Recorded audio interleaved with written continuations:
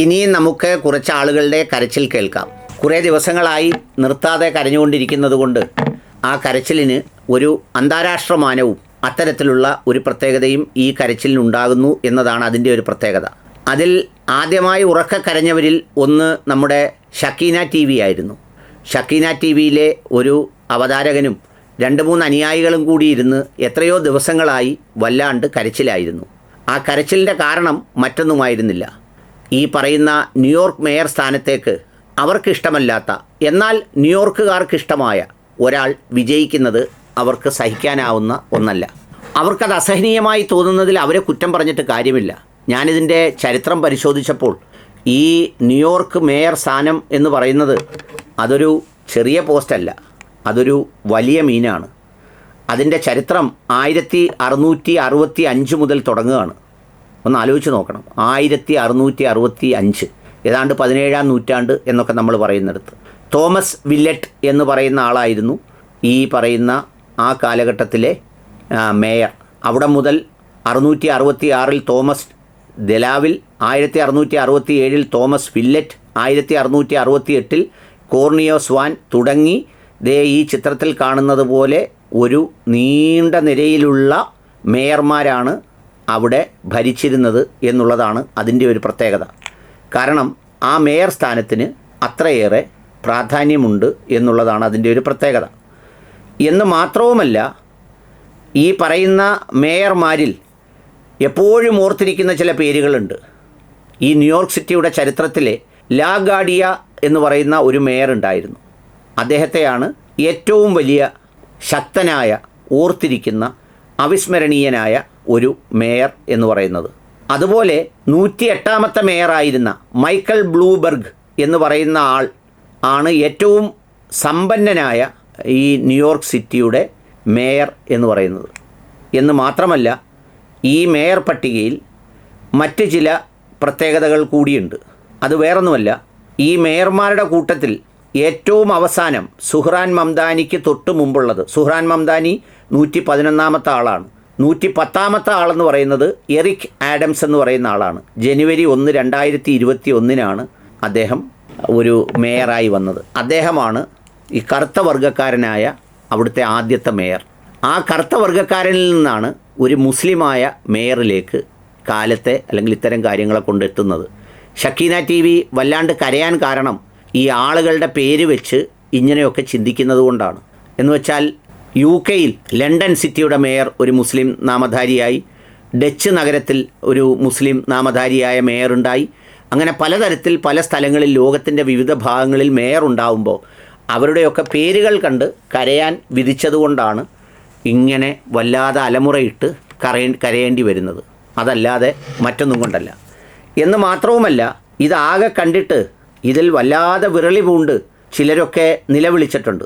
ഒരാൾ എഴുതിയിരിക്കുന്നത്, കമൻറ്റുകൾ ഒരുപാടുണ്ട്, ട്രംപ് കളിയാക്കി വിളിക്കുന്നതാണ് കമ്മ്യൂണിസ്റ്റ് എന്ന്. ശരിക്കും ലിബറൽ മുഖംമൂടി അണിഞ്ഞ ഇസ്ലാമിസ്റ്റ് തന്നെ. ന്യൂയോർക്ക് സിറ്റിയിൽ തന്നെ 5-8 ലക്ഷം മുസ്ലിം പോപ്പുലേഷനുണ്ട്. അത് മതി ജയിക്കാൻ. ബാക്കിയുള്ളവരുടെ വോട്ട് ചിതറിപ്പോകും. യവൻ പരസ്യമായി നമ്മളെല്ലാം ഒന്നിച്ചു നിൽക്കണമെന്ന് പറഞ്ഞു തന്നെയാണ് വോട്ട് നേടിയത്. പിന്നെ ഇത് ട്രംപിൻ്റെ സ്ഥലമല്ല. ഇതെല്ലാം കാണിച്ച് വേണം ട്രംപിന് അടുത്ത തവണ ബാക്കിയുള്ളിടത്ത് വോട്ട് പിടിക്കാൻ. ഏതേലും പൊട്ടൻ സഖാക്കൾ കമ്മ്യൂണിസ്റ്റ് എന്ന് പറഞ്ഞാൽ സഹതാപം മാത്രം എന്ന് പറഞ്ഞിരിക്കുന്നത് കെവിൻ ജോൺ കുരിശിങ്കൽ എന്ന് പറയുന്ന ഒരു കൃസംഗിയാണ്. അത് കേട്ടപ്പോൾ എനിക്ക് ഓർമ്മ വന്നൊരു പാട്ട്, ഉണരൂ വേഗം നീ ട്രംപുമച്ചമ്പി വന്നു നായകൻ, സുഹ്റാൻ മംദാനി നായകൻ, ഉണരൂ വേഗം നീ ട്രംപുമച്ചമ്പി വന്നു നായകൻ. ഇദ്ദേഹത്തിൻ്റെ പാട്ട് കേട്ടപ്പോൾ എനിക്ക് ഓർമ്മ വന്നത് അതാണ്. എന്തൊക്കെയോ ചെയ്തു കളയുമെന്നും എന്തൊക്കെയോ വല്ലാതെ തകർത്ത് കളയുമെന്നും ഒക്കെ പറഞ്ഞ് ഒരുപാട് സംഗതികൾ ചെയ്തതാണ്. ഇനി ചില ആളുകൾ ഇതിൻ്റെ അടിയിൽ വന്ന് കമൻ്റ് എഴുതിയൊക്കെ ചില കാര്യം ഇട്ടിട്ടുണ്ട്. എൻ്റെ ഒരു സുഹൃത്ത് മനോജ് എന്നൊക്കെ പറയുന്ന ആൾ, പുള്ളി പറയുന്നത്, ഇതുപോലെ ജനാധിപത്യ പ്രക്രിയയിലൂടെ ദുബായിലും സൗദി അറേബ്യയിലുമൊക്കെ ക്രിസ്ത്യൻ, ഹിന്ദു, ബുദ്ധമതവിശ്വാസികളായ ആരെങ്കിലുമൊക്കെ വരട്ടെ എന്നാണ് അദ്ദേഹം എഴുതിയിരിക്കുന്നത്. അതിനെ സർവാത്മനാ സ്വാഗതം ചെയ്യുന്ന ഒരാളാണ് ചേട്ടാ ഞാൻ. എന്താണെന്നറിയോ, ഇപ്പോൾ ഋഷി സുനക്ക് വന്നു അവിടെ, എവിടെയാ, നമ്മുടെ UK-യിലെ പ്രധാനമന്ത്രിയായിട്ട്. നമ്മളെല്ലാവരും ഇവിടെ ഇന്ത്യക്കാരനാണെന്നോർത്ത് അഭിമാനിച്ചു. നമ്മളതിനു വേണ്ടി അദ്ദേഹത്തിൻ്റെ ആയുരാരോഗ്യങ്ങൾക്ക് വേണ്ടി പൂക്കൾ വിതറി. അദ്ദേഹവും ഗണപതിയും തമ്മിലുള്ള ബന്ധത്തെക്കുറിച്ച് നമ്മൾ പറഞ്ഞു. അതുപോലൊരു ഗുജറാത്തുകാരിയാണ് ഈ മീര നായറും. അതുപോലൊരു ഗുജറാത്തുകാരിയാണ്. പക്ഷേ എന്താണ് അങ്ങനെ ഇതിനു മാത്രം അത് അനുവദിക്കാത്തതെന്ന് ഒട്ടും മനസ്സിലാവുന്നില്ല. എന്ന് മാത്രമല്ല, മനോജിനും മറ്റുള്ളവർക്കും അറിയാവോ, ഈ പല മിഡിൽ ഈസ്റ്റിലെയും പശ്ചിമേഷ്യൻ രാജ്യങ്ങളിലെയും ജനാധിപത്യത്തിലൂടെ വന്ന ഭരണാധികാരികളെയാണ് പലതും അട്ടിമറിച്ചിരിക്കുന്നത്. അട്ടിമറിച്ചാണ് അമേരിക്കയുടെ പാവകളെ സൃഷ്ടിച്ചു വച്ചിരിക്കുന്നത്.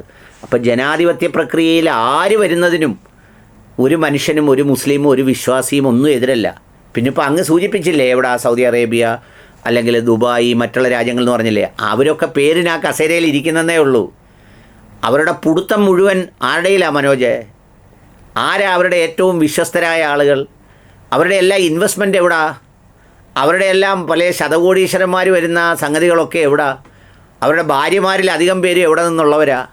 ഇതെല്ലാം മനോജ് പറയുന്ന കാറ്റഗറിയിൽ വരുന്ന സ്ഥലത്തു നിന്ന് തന്നെ. അതുകൊണ്ട് എവരോട് ആരോടെങ്കിലും സവിശേഷമായ ഒരു സ്നേഹവും അതുപോലെ ഋഷി സുനക്കിനോടൊരു കെറുവും അല്ലെങ്കിൽ മംദാനിയോട് പ്രത്യേക ഇഷ്ടവും ഇതൊന്നുമല്ല. ഈ നിലവിളി മുഴുവൻ കേൾക്കുന്നത് കൊണ്ടുള്ളൊരു സുഖം മാത്രമേ ഇതിലുള്ളൂ. ഇപ്പോൾ സുഹ്റാൻ മംദാനി എന്ന് പറയുന്ന അദ്ദേഹം ഇപ്പോൾ ഈ പറയുന്ന ഒരു കടുത്ത ഇസ്ലാം മത വിരോധി ഇസ്ലാമിസ്റ്റും അതുപോലെ തന്നെ ഇസ്ലാം മതം ഉണ്ടാക്കാൻ നടക്കുന്ന അങ്ങനൊന്നും യാതൊരു കാര്യവുമില്ല. ഇവിടെ ഒരു ഷുക്കൂറില്ലേ, ഇവിടെ നമ്മുടെ ജബ്ബാറില്ലേ, ആരിഫില്ലേ, അങ്ങനെയൊക്കെയുള്ള ഒരുപാട് ആളുകളുണ്ട് ഈ പേരുകാർ. പക്ഷേ അതല്ല പ്രശ്നം. ഈ പേര് കേൾക്കുമ്പോൾ മാത്രം മനോജിനുമൊക്കെ സംഭവിക്കുന്ന പോലെ കുരുപൊട്ടി ഒലിക്കുന്നതും വേറെ ചില പേരുകൾ കേൾക്കുമ്പോൾ അതുണ്ടാകാത്തതും തമ്മിലുള്ള ഒരു വ്യത്യാസം മാത്രമേ ഉള്ളൂ ഞാൻ പറയാൻ ശ്രമിച്ചത്. അപ്പോൾ അതുകൊണ്ട് തൽക്കാലം ഉറങ്ങുറങ്ങുണ്ണീ ഉറങ്ങുറങ്ങ് ചാഞ്ചക്കമീ മാറിൽ ചേർന്നുറങ്ങ്.